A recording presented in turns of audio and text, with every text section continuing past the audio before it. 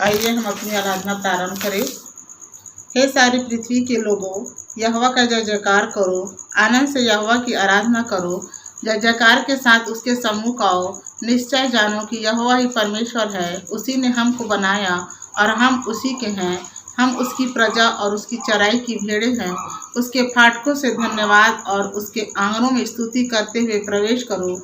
उसका धन्यवाद करो और उसके नाम को धन्य कहो, क्योंकि यहोवा भला है, उसकी करुणा सदा के लिए और उसकी सच्चाई पीढ़ी से पीढ़ी तक बनी रहती है। आइए एक छोटी सी दुआ करें। धन्यवाद धन्यवाद धन्यवाद पवित्र पवित्र परमेश्वर पिता, हम इस वक्त आपके पास आते हैं और आपको हृदय से धन्यवाद देते हैं। हम जिंदों के जमीन में पाए जाते प्रभु जी, इसके लिए धन्यवाद देते हैं। और परमेश्वर पिता, विशेषकर अपने महिला सभा के लिए प्रार्थना करते हैं। परमेश्वर पिता, इतने दिनों से परमेश्वर पिता लॉकडाउन के कारण नहीं हो पाया प्रभु जी, पर हमने परमेश्वर पिता इसे प्रारंभ करने के लिए परमेश्वर पिता ऑनलाइन मोबाइल और परमेश्वर पिता इंटरनेट से परमेश्वर पिता इस मीटिंग को चलाने के लिए परमेश्वर पिता उत्साहित हुए। सब बहनें इसके लिए धन्यवाद देते हैं। परमेश्वर पिता प्रार्थना करते हैं परमेश्वर पिता, तूने प्रभु जितने दिन तूने हम सबको संभाला, इसके लिए धन्यवाद देते हैं। और परमेश्वर पिता हर एक बहनों को और पूरे परिवार को, सबके परमेश्वर पिता इस कोरोना वायरस से तूने संक्रमित होने से बचाया, इसके लिए धन्यवाद देते हैं परमेश्वर पिता। और प्रभु जी, हम लोग परमेश्वर पिता तूने ऐसी साहस और हिम्मत दिया परमेश्वर पिता कि हम प्रभु जी हर एक बहने का मन को एक किया है प्रभु जी, इसके लिए धन्यवाद देते हैं यीशु राजा। हर एक बातों के लिए आपको धन्यवाद देते हुए इस विनती तेरे उद्धार करता यीशु मसीह नासरी के नाम से मांगते, सुन और कबूल कर लीजिए, आमीन। आइए सर्वप्रथम एक गाना गाएंगे, आज का दिन यहोवा ने बनाया।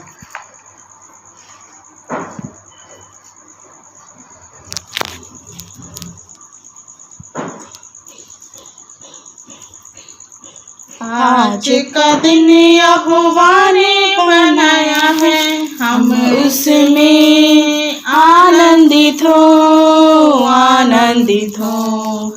आज का दिन यहोवा ने बनाया है, हम उसमें आनंदित हो आनंदित हो। प्रभु को महिमा मिले, चाहे हो मेरा अपमान। प्रभु को महिमा मिले, चाहे हो मेरा अपमान। वो बढ़े मैं घटूं, रहे उसी का ध्यान। वो बढ़े मैं घटूं, रहे उसी का ध्यान। आज का दिन यहोवा ने बनाया है, हम उसमें आनंदित हो आनंदित हो।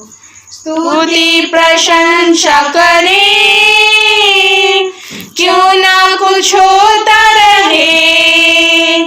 स्तुति प्रशंसा करें, क्यों ना कुछ होता रहे। उसको हम भाते रहे, चाहे जहाँ भी रहे। उसको हम भाते रहे, चाहे जहाँ भी रहे। आज का दिन यहोवा ने बनाया है, हम उसमें आनंदित हो आनंदित हो। और इसी समय क्या बोलते हैं, वचन से पढ़ लेंगे। उत्तरवादी के रूप में तो नहीं पढ़ पाएंगे, पर सब बहनें परमेश्वर पिता की महिमा के लिए वचन से पढ़ लेंगे एक साथ।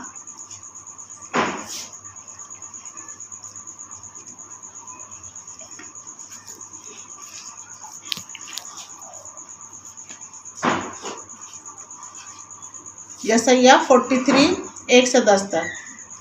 हे इस्राएल तेरा रचने वाला और हे याकूब तेरा सृजनहार यहोवा अब यूँ कहता है, मत डर, क्योंकि मैंने तुझे छुड़ा लिया है।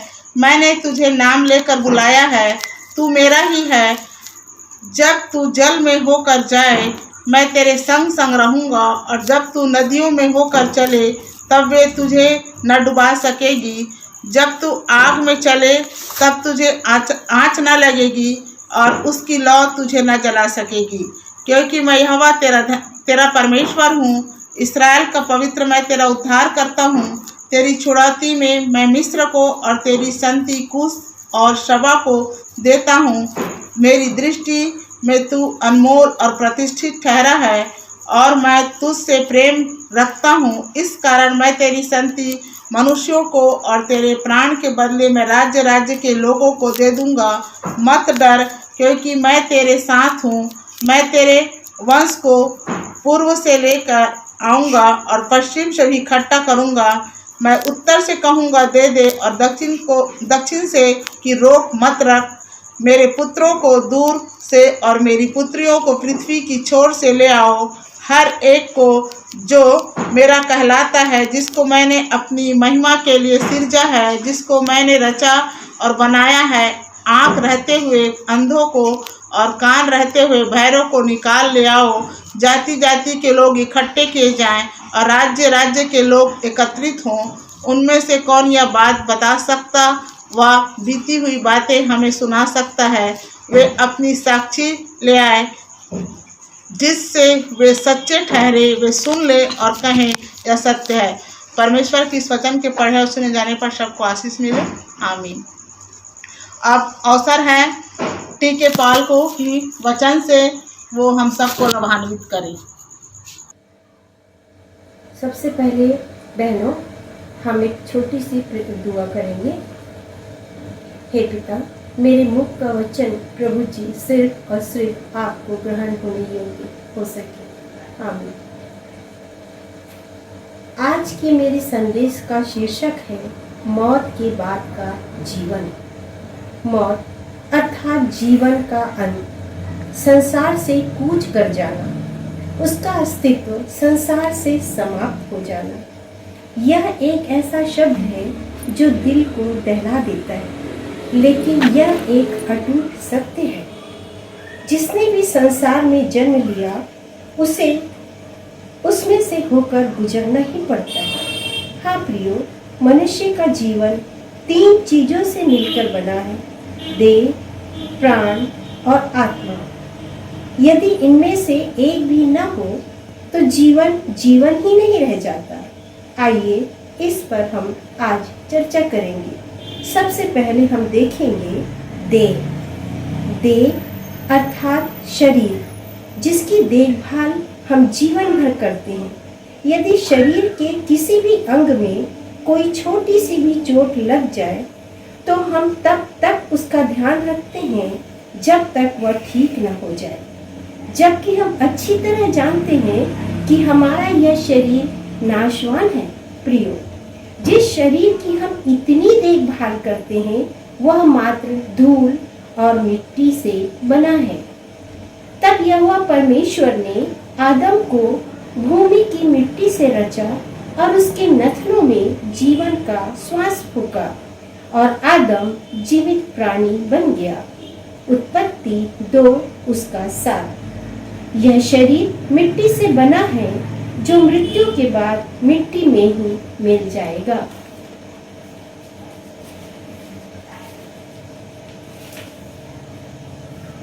सच है, यह सुंदर दिखने वाला शरीर जिसे हम संवारने में न जाने कितना धन खर्च करते हैं, आईने में देखकर हम जिसे बहुत ही खुश होते हैं, इसे मौत के आगोश से हम रोक नहीं सकते। मौत आते ही वह नाश हो जाता है। दूसरा, प्राण। प्राण अर्थात जीवन का श्वास, जिसके द्वारा हम जीवित रहते हैं, हंसते हैं, बोलते हैं, चलते हैं, खाते पीते हैं। संसार में रहकर हम जीवित प्राणी कहलाते हैं। यह जीवन का श्वास हमें ईश्वर प्रदान करता है। पहला तीमुथियुस 6 उसका 13 और 14 में यह देखने को हमें मिलता है। मनुष्य जो भूमि की धूलि से बनाया गया है, उसके नथनों में उसने जीवन का श्वास फूंक दिया। अतः यह जीवन का श्वास जो मनुष्य को जीवन प्रदान करता है। जैसे ही मृत्यु आएगी, प्राण निकल जाएगा और यह शरीर फिर मिट्टी में मिल जाएगा। उसका प्राण निकल जाता है, वह मिट्टी में मिल जाता है। भजन संहिता 146 उसका 4 में हम देख सकते हैं। हाँ प्रियो, प्राण ही मनुष्य के शरीर को जीवित रखता है। प्राण के निकलते ही शरीर निर्जीव हो जाता है, अंततः मिट्टी में विलीन हो जाता है। तीसरा हम देखेंगे प्रियो, आत्मा परमेश्वर द्वारा मनुष्य को दिया गया एक अनमोल उपहार जो प्रत्येक मनुष्य में पाया जाता है। जब मनुष्य की मृत्यु के तुरंत बाद उसके भेजने वाले के पास अर्थात पिता के पास पुनः वापस लौट जाती है और आत्मा अपने देने वाले परमेश्वर के पास लौट जाएगा। सबोपदेशक 12 उसका 7 में हम यह देखते हैं। मनुष्य तो अपने अनंत जीवन में चला जाता है और शोक करने वाले सड़कों में फिरते हैं। सबोपदेशक 12 उसका 5 में हम देखते हैं। बाइबिल के उपरोक्त पद यह दर्शाते हैं कि मौत के तुरंत बाद आत्मा शरीर को छोड़कर पिता के पास चली जाती है। आत्मा क्या है, कैसी दिखती है, क्या चीज है, किसी ने नहीं देखा। एक बार किसी व्यक्ति ने यह जानना चाहा कि आत्मा कैसी होती है, कैसे शरीर से निकलती है। मालूम करने के लिए इस उद्देश्य से उसने एक ऐसे व्यक्ति को जो मृत्यु के बिल्कुल करीब था, एक कांच के ताबूत में रखा और बैठकर देखने लगा कि मृत्यु के पश्चात आत्मा कैसे निकलेगी।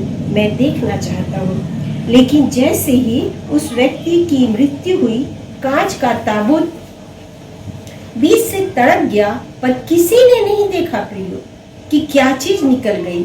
हाँ प्रियो, यह सच है। ईश्वर की रचना को मनुष्य अपनी खुली आंखों से नहीं देख सकता। इस प्रकार हम देखते हैं कि मनुष्य का जीवन देह, प्राण और आत्मा तीनों से मिलकर बना है और तीनों एक दूसरे के बिना अधूरे हैं। मनुष्य को जीवित रहने के लिए तीनों का शरीर में होना अत्यंत आवश्यक है। प्रभु यीशु मसीह ने भी मृत्यु के इस कड़वाहट को चखा। प्रियो, हमारे प्रभु यीशु मसीह ने इस पृथ्वी पर हमारे उद्धार के लिए जन्म लिया और अपने जीवन काल में सिर्फ और सिर्फ भलाई की। अंधों को आंखें दी, बीमारों को चंगा किया, मुर्दों को जिलाया, भूखों को खाना खिलाया, प्यासों की प्यास बुझाई, जीवन भर भलाई, त्याग, क्षमा और प्रेम का संदेश दिया। लेकिन जालिमों ने उसके इस उपकार के बदले उसे असहनीय मृत्यु का इनाम दिया। एक ऐसी क्रूस की मृत्यु दी जिसकी कल्पना से ही मानव सिहर उठता है।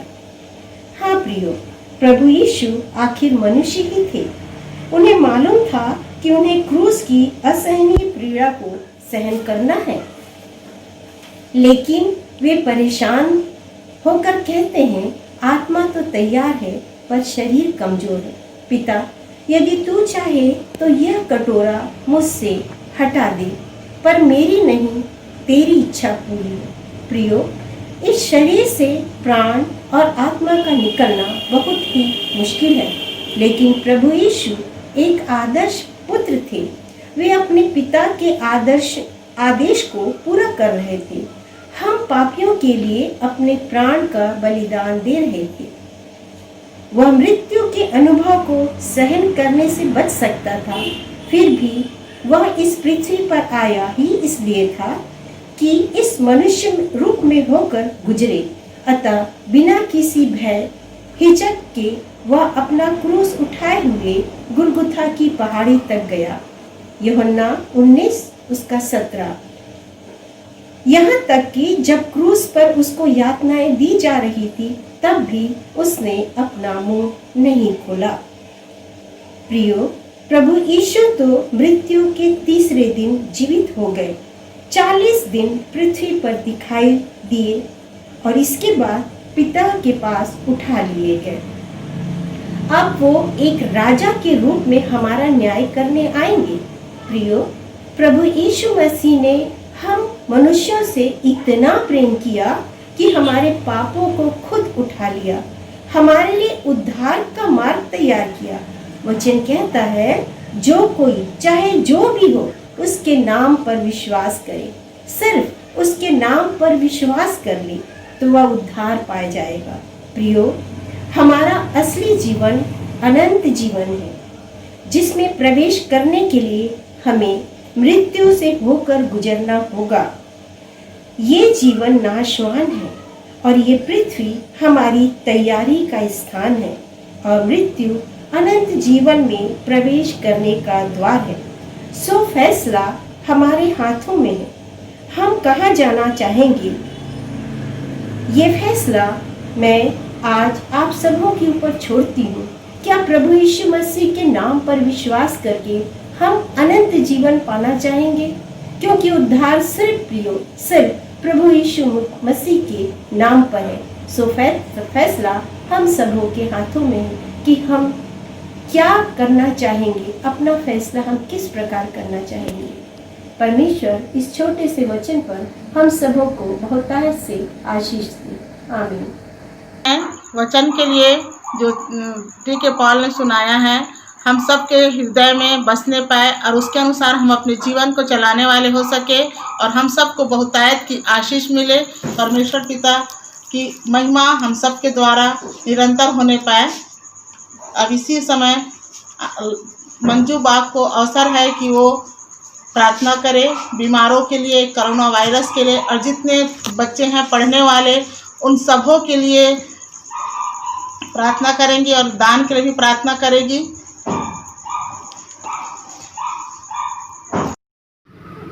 आइए दुआ करें। सारी आशीषों के देने वाले समर्थी परमेश्वर पिता, एक बार फिर आपके पास आते हैं पापा और आपको धन्यवाद देते हैं पिता परमेश्वर इस समय के लिए। पिता, ये आपने हमें सुंदर समय दिया पिता कि हम आपके साथ पिता परमेश्वर थोड़ा समय व्यतीत करने वाले हो सके। पिता परमेश्वर अपनी महिला सभा के लिए प्रार्थना करते हैं पिता परमेश्वर इस महिला सभा पर तेरी आशीष हो पिता परमेश्वर, और जितने बहन पिता परमेश्वर जुड़े हुए हैं पिता परमेश्वर महिला सभा में शामिल है पिता, सब बातों में पिता परमेश्वर आपको धन्यवाद देते हैं पिता परमेश्वर। सबको हर एक प्रकार की आशीष से भरपूर करना पिता परमेश्वर। हमारा गीतों का गाना, वचन का पढ़ना तुझे ग्रहण योग्य हो पिता परमेश्वर। आज का वचन पिता परमेश्वर जो हमारे बीच में बोला गया पिता परमेश्वर, वो 100 गुना फल लाने वाला हो सके पिता परमेश्वर। जितने लोग देखते हैं पिता परमेश्वर उनको भी आप आशीष दीजिए पिता परमेश्वर। हम प्रार्थना करते हैं दान के लिए पिता, जो दान पिता परमेश्वर हम आपके इस काम में लाएँ पिता परमेश्वर, उसको आप स्वीकार करें पिता परमेश्वर, उसमें बड़े से बड़ा कार्य होने वाला हो सके पिता परमेश्वर। और पिता हम प्रार्थना करते हैं अपने पासवान के लिए पिता परमेश्वर, जो दोनों पास्टर के लिए पिता परमेश्वर हम प्रार्थना करते हैं, उनको भी तो बहुतायत से आशीष से भरपूर करना पिता परमेश्वर। जो इतनी मेहनत से पिता परमेश्वर आपके लोगों को आपके प्रचार करते हैं पिता परमेश्वर, सुनाते हैं ऑनलाइन के द्वारा पिता परमेश्वर, उसके लिए भी पिता परमेश्वर तमाम लोगों को, जितने लोग उसमें जुड़े हुए पिता, आप उनको बहुतायत से आशीष दीजिए पिता परमेश्वर। हर एक बीमार लोगों के लिए प्रार्थना करते हैं पिता परमेश्वर, उनके भी कुछ साथ रहें और पिता परमेश्वर उनको छूइए और चंगाई दीजिए पिता परमेश्वर। हर एक बातों में पिता परमेश्वर हम आपको धन्यवाद देते हैं पिता। इस छोटी सी विनती को सुन और ग्रहण कर यीशु मसीह के नाम से मांगते हैं, आमीन।